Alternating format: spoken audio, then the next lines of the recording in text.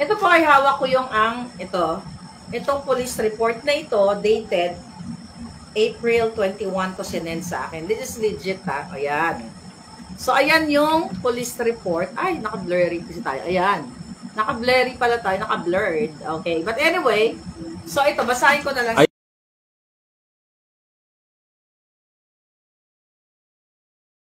Police report dito, Police Department, 464 North Rexford Drive, Beverly Hills, California.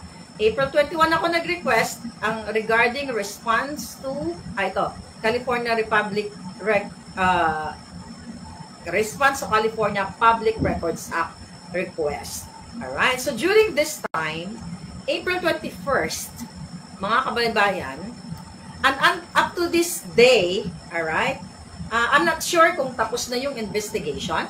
Pero nakalagay dito sa letter, which is ito mga palangga yung letter, naka-blurred lang kasi tayo ngayon. At may natutulog kasi doon no, na ahas. Anyway, ang sabi dito, this letter is response to your request under the California Public Records Act, in which you seek a copy of police report number 2025-00011805. The electronic request made to the Beverly Hills Police Department, the BHPD, on April 14, 2025. Okay, April 14 ako nag-request.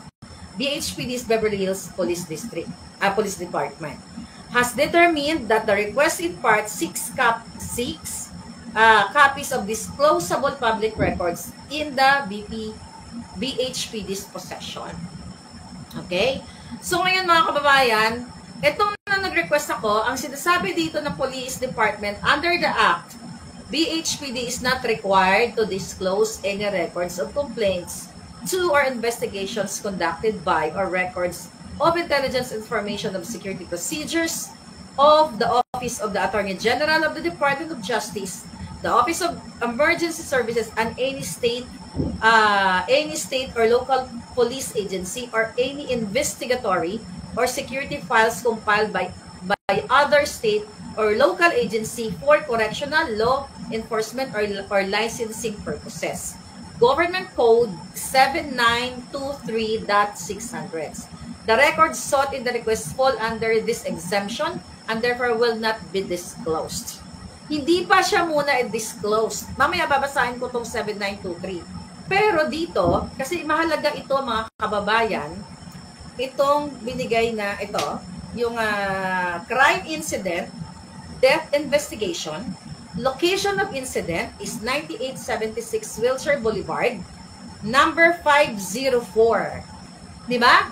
Sinabi ko sa inyo, 504 Beverly Hills, California, 9210 in the Beverly Hilton Hotel. Yun ang sinabi ko sa inyo na may namatay na kasama ni Lisa Tanas sa kanilang pagpunta dito sa Amerika, at ito ay namatay sa Beverly Hilton. May mga lumabas pa nga nun na kesyo namatay daw sa anong hotel yun? Sa isa sa mga pinupuntahan ko rin hotel na nagsa-social climbing 101 ako. Di sa which not in Beverly Hills, Astoria. Is it Astoria?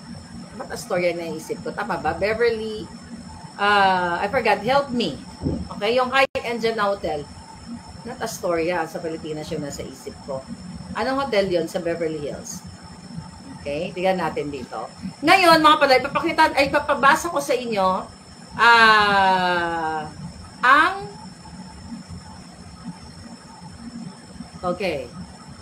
ang result, ano na ito, babasahin ko sa inyo. Yeah, Waldorf Astoria. Tama ako, alright? Waldorf Astoria. Dami kasi Astoria. May lumalabas na ganun. Pero di ba kung natatandaan ninyo, ang aking vlog, Waldorf Hotel. Tama, Waldorf Astoria. Correct. So, kung natatandaan ninyo, sinabi ko sa inyo na, di ba, gumaganon-ganon ako. Hindi ko pa masabi-sabi sa inyo noon na Beverly Hilton kasi wala pa tayong hawak na black and white.